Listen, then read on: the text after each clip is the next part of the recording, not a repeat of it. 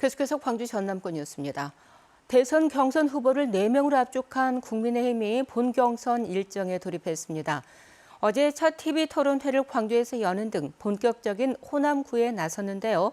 네 후보 모두 각각 호남권 공약을 앞세우며 지지를 호소했습니다. 보도에 최혜진 기자입니다. 지난주 예비 경선을 통과해 4강전에 오른 국민의힘 대선 경선 후보자 4명. 광주에서 열린 첫 TV 토론회에서 먼저 호남 공약을 앞세웠습니다.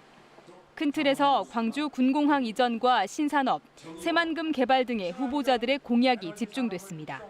호남과 영남을 아우르는 그 지역에 저는 반도체 미래 도시를 건설하겠습니다. 끊임없는 변화와 혁신을 선도해 미래 산업의 중심지로 거듭나도록 하겠습니다. 무안공항을 김대중공항으로 바꾸고 글로벌 관문공항으로 만들어서 정책 현안들을 해결하기 위해서는 호남 특임 장관을 임명해서 그분에게 힘을 실어서 지역과 소통하면서 주도권 토론에서는 다양한 주제로 후보 간 공방이 이어졌습니다.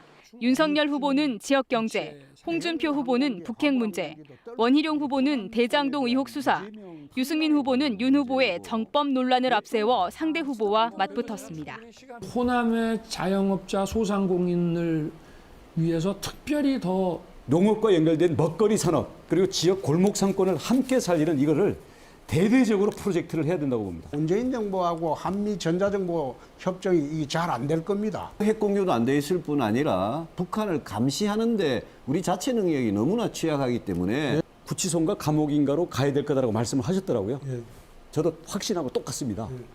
무슨 제목으로 갈 것 같습니까? 뇌물로 볼 수 있고 저는 배임이라고 이야기하는데 어떻게 알게 됐냐고 묻는 겁니다. 아니 그거는 뭐 제가 과거에 어떤 분이 이 유튜브가 재밌는 것들이 있다. 그래서 어떤 분이란 부인입니까? 아니 우리 부인에게 얘기해 준 분이 있어요.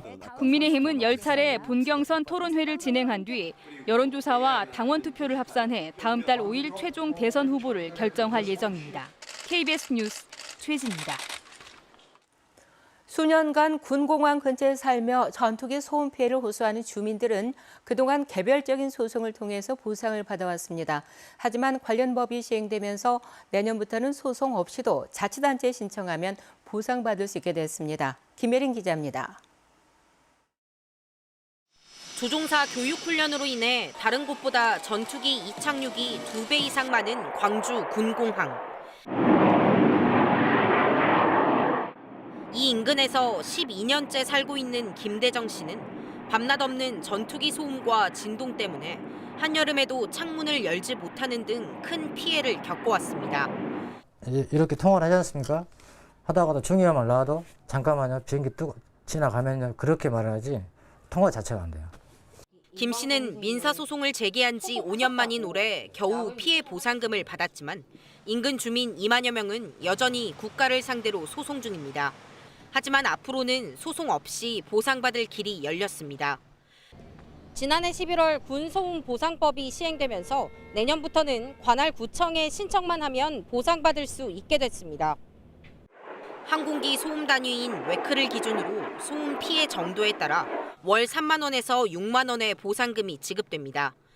현재 국방부에서 소음 대책 지역 지정을 위한 소음 영향도를 작성 중에 있으며 내년 1월부터 신청을 받아 절차에 따라 보상금을 지급할 계획입니다. 다만 군공항 소음법의 보상 기준은 민간공항보다 더 엄격합니다. 민간 항공기는 그렇게 시끄럽지 않더라도 75웨클 부분이면 보상을 하게끔 돼 있는데 전투 비행기는 80웨클, 85웨클 더 시끄러웠을 때만 보상을 하게끔 하는 이 법률안은 반드시 개정시켜서 또 공항 인근 주민들은 보상은 물론 방음시설 설치와 같은 장기적인 대책도 함께 요구하고 있습니다. KBS 뉴스 김혜린입니다. 어제 하루 광주에서는 코로나19 확진자 7명이 추가됐습니다. 신규 확진자 가운데 4명은 격리 중 증상이 나타났고 나머지 3명도 기존 확진자를 통해서 감염된 것으로 조사됐습니다. 광주에서 하루 동안 한 자릿수 확진자가 나온 것은 7월 23일 9명 발생 이후 80일 만입니다. 전남에서는 광양에서 기존 확진자인 외국인 근로자의 동료 7명이 잇따라 확진되는 등 9개 시군에서 17명이 확진됐습니다. 지난해 목포대가 연구원 계약을 한 시간 강사에게 강의료를 반납하라고 했다는 보도 전해드린 적이 있는데요. 보도 이후 목포대는 강의료를 주는 것으로 규정을 바꿨지만 같은 문제가 다른 대학에서는 여전히 계속되고 있습니다. 박지성 기자의 보도입니다.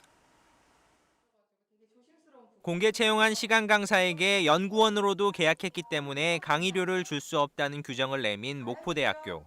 이른바 갑질이라는 지적이 이어지면서 목포대는 규정을 바꿨고 교육부는 연구자들에게 정당한 강의료를 지급하라는 지침도 만들었습니다.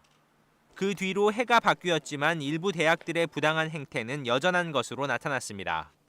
정부 연구를 수행하면서 강의도 하는 전국의 시간 강사들에게 물었더니 12.6%는 강의에 대한 불공정 사례가 있다고 답했습니다. 특히 10명에 1명 정도는 여전히 강의료를 제대로 받지 못하고 있었습니다. 강의료의 절반이나 3분의 1만 주거나 아예 강의료를 주지 않는 경우까지 있습니다. 정부 지침보다 대학 자체 규정이 우선이라는 겁니다. 대학의 자율성을 교육부가 적극적으로 이렇게 인정한다는 측면에서 그런 부분들에 대해서 소홀히 생각하고 계신 것 같은데 적어도 이런 문제에 관해서는 교육부가 손을 놔서는 안 되고요. 연구원 강사에 대한 부당 대우는 지난해 국정감사에서도 문제가 됐지만 전체 실태 파악도 아직 이루어지지 않고 있습니다. 교육부도 대학별로 현황을 파악을 해서 연구자 강의에 대해서 차별하는 이런 불공정 문제를 어떻게 개선해야 할지 우선적인 논의가 좀 필요할 것 같습니다.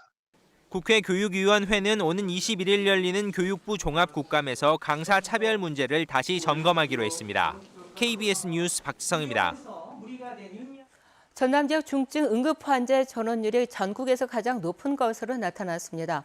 국회 보건복지위원회 더불어민주당 김원효 의원이 지난해 권역응급의료센터의 3대 중증 응급 환자 전원 현황을 분석한 결과 전남 지역의 전원율은 9.7%로 전국에서 가장 높았습니다.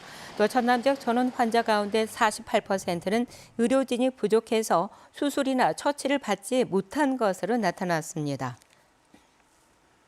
화순경찰서는 보험금을 노리고 여자친구를 살해하려고 한 19살 A군 등 3명에 대해 살인 미수 혐의로 구속영장을 신청했습니다. A군 등은 지난 9일 밤 11시 30분쯤 화순군 북면 백아산 인근 펜션에서 19살 B양을 수차례 칼로 찌른 혐의를 받고 있습니다. 경찰 조사 결과 A군은 자신의 외제차 할부금과 생활비를 충당하기 위해서 B양의 보험금을 노리고 친구들과 공모해서 이 같은 일을 저지른 것으로 드러났습니다.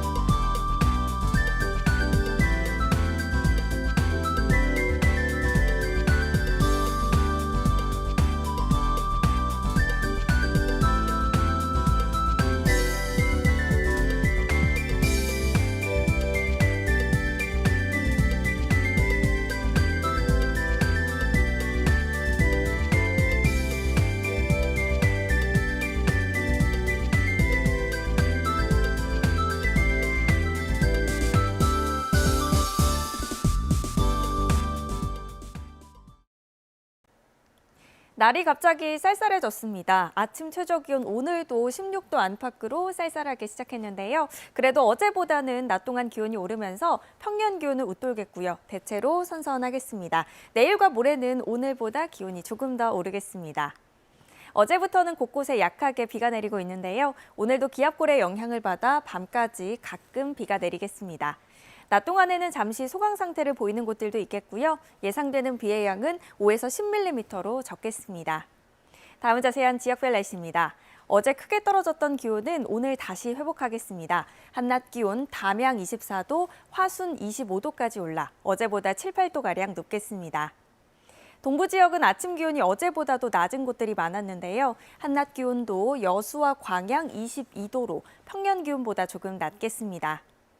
목포의 낮 최고 기온 25도로 어제보다 9도가량 높겠고요. 진도와 완도 24도로 선선하겠습니다. 신안을 비롯한 그 외 도서 지역은 23도에서 25도까지 오르겠습니다. 먼바다를 중심으로는 풍랑주의보가 발효 중인데요. 내일까지 바람이 강하게 불고 물결이 최고 4m로 높겠습니다. 주중에 기온이 다시 올랐다가 주말에 다시 큰 폭으로 떨어지면서 쌀쌀해지겠습니다. 날씨였습니다. 수서 고속철도 열차 호남선 도착 지연 건수가 증가 추세인 것으로 나타났습니다. 국회 국토교통위원회 소속 더불어민주당 조호섭 의원이 주식회사 SR 자료를 분석한 결과 2016년 개통 이후 전체 도착 지연 건수는 총 506건으로 이 가운데 호남선은 올 들어 8월까지 44건이 발생하는 등 증가세를 보이고 있다고 밝혔습니다. 조 의원은 도착 지연에 따른 전체 배상금이 23억 4천만 원에 달하지만 실제 지급액은 65%에 그치고 있다고 지적했습니다. 출산율 감소로 광주 지역에서 유치원에 다니는 아동 수가 크게 줄어들 것으로 예상됩니다. 광주시 교육청에 따르면 오는 2024년 유치원에 들어갈 것으로 예상되는 아동은 2만 6천 명으로 올해 3만 7천 명에 비해서 29% 감소할 것으로 추산됐습니다. 학급당 아동이 10명 미만인 병설 유치원 수도 지난해 17곳에서 올해 29곳으로 증가했습니다. 오는 2025년 고교 학점제 전면 시행을 앞두고 중학교로 찾아가는 설명회 프로그램이 운영됩니다. 광주시 교육청은 오늘부터 다음 달 26일까지 광주 지역 중학교 30곳에서 38차례에 걸쳐 고교 학점제 설명회를 열 계획입니다. 교육청은 이 자리에서 고교 학점제 단계적 이행 방안과 제도 시행 이후 달라지는 점 등을 교사와 중3 학생들에게 소개할 예정입니다.